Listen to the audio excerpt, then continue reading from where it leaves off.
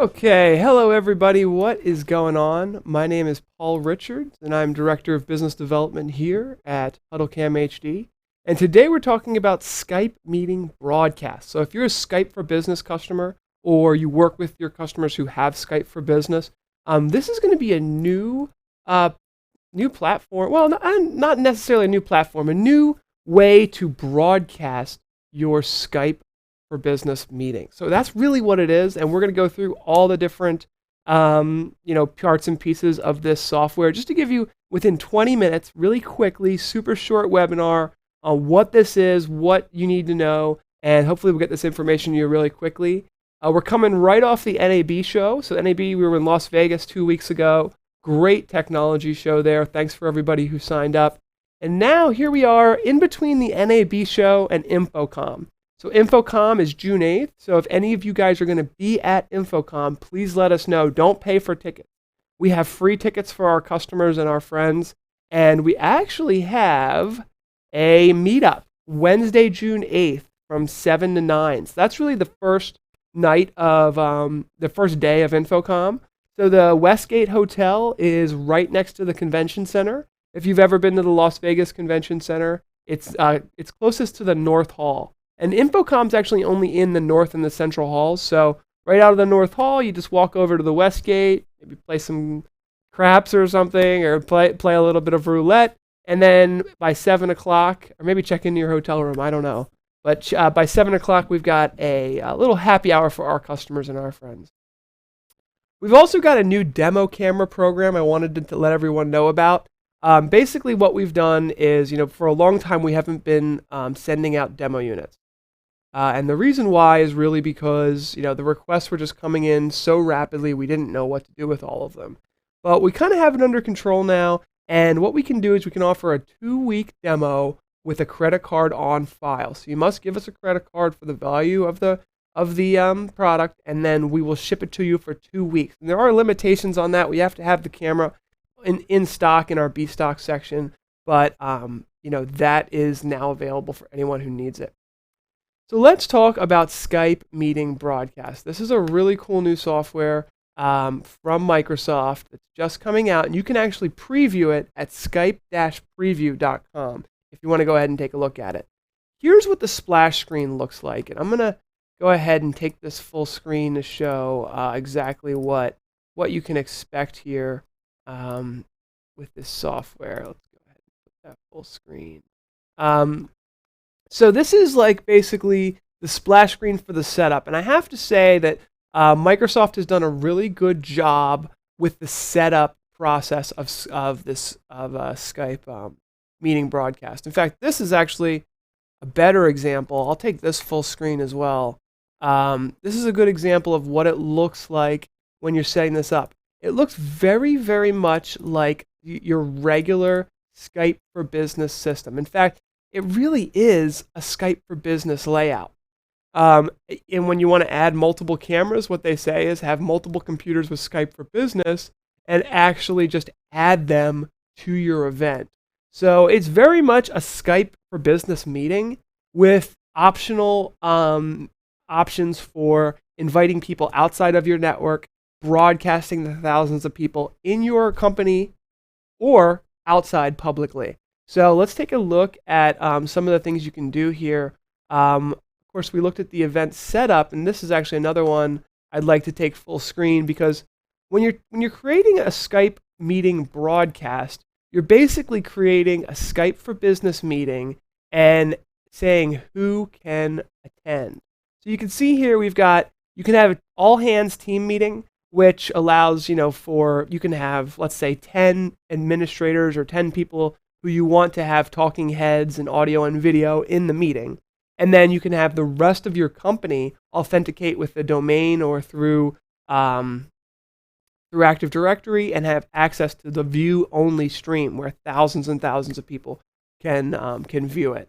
So what it's seeing there, the second bubble there where it says Event Team, that would be all the team members who are part of the event. So those people are the talking heads. Those people are the event coordinators. And then the next button there, which is not open, would be Manage Attendee Access. So we'll take a look at that next. Attendee access, as you can see here, has 3 options. And again, sorry, I'll take this full screen. It might be a little, it is at 1080p, so hopefully you can see this, but let's take this full screen and show you what this looks like. You can either have an anonymous, so pretty much anyone can join as long as they have the link to the meeting. Then you've got your secure, and that means only attendees that you are specifically entering into the invitation can join. And then this open, anyone from my company can join the meeting. That's just an open access. If they're in your Active Directory, if they're associated with your Skype for Business system, anyone in your company can then join. So there's a lot of flexibility, a lot of detail here that Microsoft is giving you to really drill down exactly who can access this meeting and what's going to be in the meeting. Once you've created the meeting, there will be a little link at the top which you can copy to your clipboard, paste into an email, or of course, as Microsoft always does, there's Outlook integration. So the same way you have a plugin for Skype for Business or Skype at your business where you integrate it with Outlook when you invite people to these meetings, you can now check another box and it would allow you to do Skype Meeting Broadcast. So once you get that invitation set up, you've set it up, you've got it all ready, and this is a little bit. I'll put this slide a little further in. You've determined who can attend the meeting. You've gotten that event link. Now you can start playing around with the layout. And here's an example layout here that we looked at. You can basically select between 3 different layouts. So you can have video only. So video only would be like an audio and video stream of your president making a speech. You could have video and content. So if someone is controlling a PowerPoint slide alongside of that video, you can do that. Or you can do content only. And it's interesting the way this works because it's very different than like YouTube Live and the other live streaming broadcast systems that are available today. Because really what you're doing is every additional video feed, every additional camera is really just an additional Skype for Business account that's logging in as you would a video conference user. So the only really difference between Skype for Business and Skype for Business Broadcast, well, there are some, and we're going to go over all of them, but is the fact that you're planning to broadcast this to view-only participants, thousands and thousands of them, as opposed to just a closed meeting. So the event setup is quite easy. It looks just like Skype for Business. So if you've used Skype for Business before, this is going to be very straightforward and easy for you. And one of the things we found that was really cool is the add-on apps. So right out of the box, I know that Skype has at least 4 apps that are available. The ones that I've seen demonstrated are Bing Pulse. And Bing Pulse is just a very basic app that allows you to poll your audience to say, what do you think of this broadcast? Thumbs up, thumbs down, in the middle. And they also gauge like the demographics of your viewers and give you some pretty good information on what's going on. So this is an example of Bing Pulse. Again, I'll take this full screen to show it off. And Bing Pulse just gives you a pulse on your viewers. What are they saying? You can set up a little account, and it integrates directly with your Skype meeting broadcast. So in the right-hand side of the meeting, people are going to see potentially add-on apps. Another add-on app is called Yammer. Yammer is an app that you can do for just basically, again, kind of like a polling app to get like a chatter going, kind of like a chat room in a way that's curated for your broadcast. And basically, let's see here. There is also a few more apps. I don't have all of them here. I was looking for the other apps. But there's about 4 or 5, and I believe that custom developers can also create apps for this. The other thing I wanted to mention is the automated reports. So once your Skype meeting broadcast is done, you get a really nice detailed report that's downloadable via Excel. So you can pull that up in Microsoft Excel, or you could have it automatically downloaded to your Office 365 account, and just really give you really detailed reports, especially because Microsoft has so much information about your company. So if you're fully integrated with Office 365, with Skype for Business, with Exchange, Outlook, Active Directory, all of these Microsoft Suite platforms for the enterprise, they're going to be able to give you some really great data on who joined, how much participation happened, what demographics, how long did people watch, what was the attention span.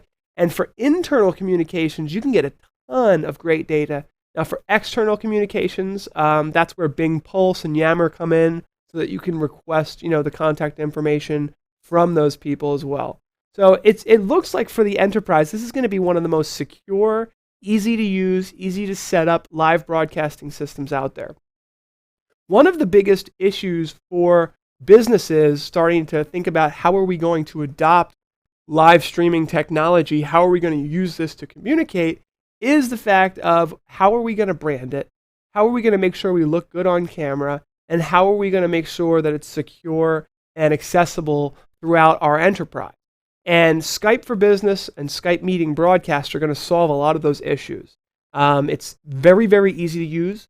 To add a video and audio feed, it's as simple as joining a Skype for Business meeting. It really is. The setup is extremely easy, and it's very advanced. There's a lot of details in there about restricting who or who cannot join the meetings. It's got integrates with all of your Office 365 and Microsoft Enterprise systems. And you can have another nice thing I really like about it is that you can collaborate with a whole ton of people during the broadcast in ways that you can't really with traditional live streaming software. I mean, there are ways of doing what you can do with Skype Meeting Broadcast, but it's just so darn easy. Skype Meeting Broadcast, you simply invite all of the meeting attendees. So let's go back to that really quickly.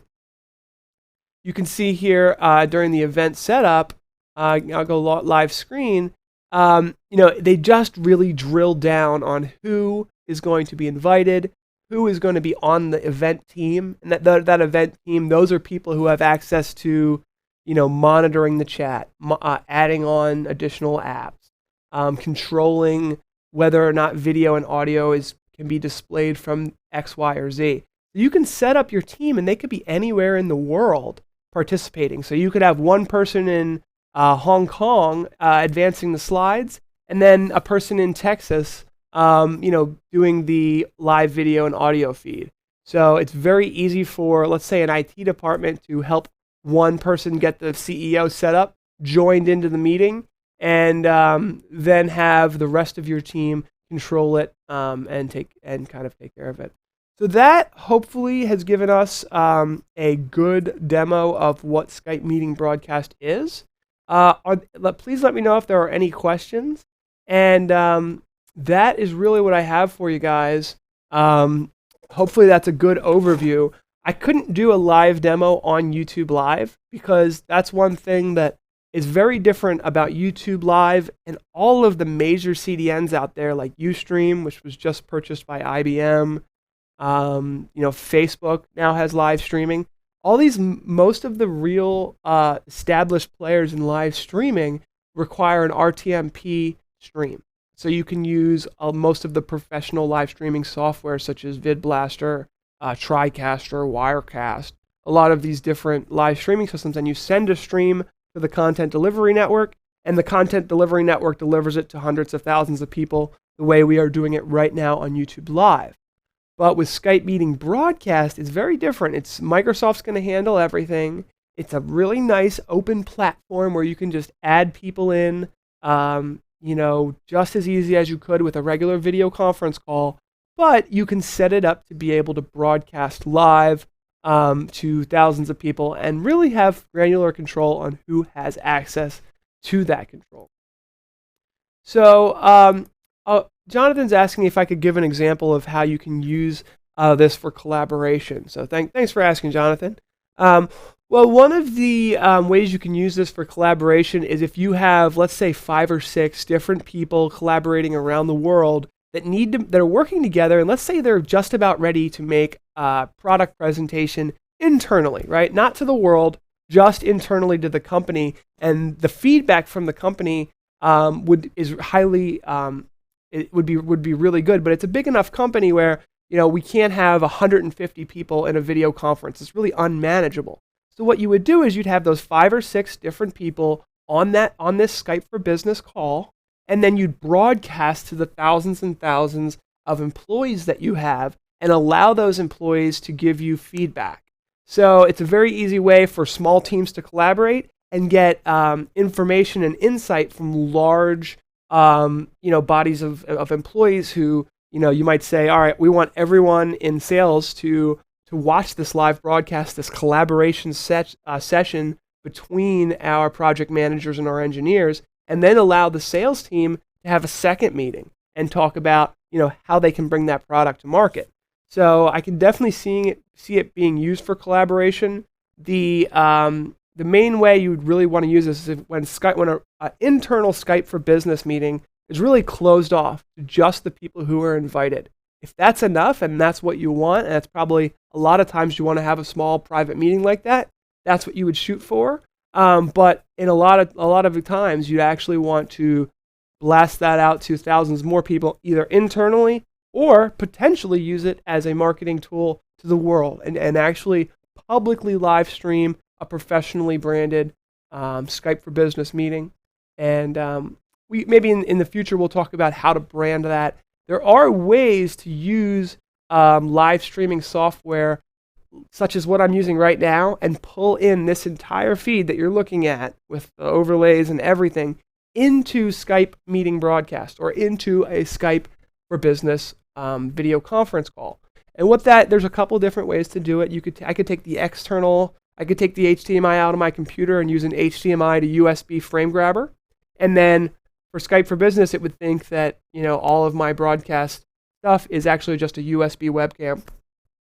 A lot of software today also supports what's called an internal UVC application. So what that does is you can turn an entire piece of software from, let's say, vMix, which is what I'm using now, and make that actually openable in Skype for Business. So there are ways to bring the broadcast world to the Skype Meeting Broadcast session as well if you're using it externally. So I see it as a very powerful tool for enterprises and a great collaboration tool. So thanks for asking, Jonathan. If there aren't any other questions, what we'll do is we will wrap this up. I'm going to roll the credits, and it's been just about 18 minutes, so just where we like to be as far as time on our really quick informational live Friday webinars. Thank you, everybody, for watching. If there's no other questions, I will go ahead and roll the credits.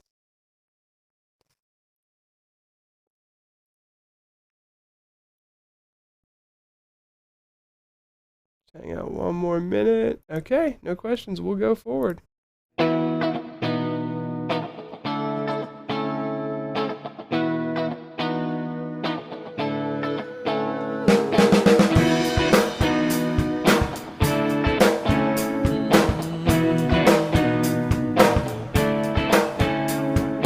Ba-da-ba-ba-ba.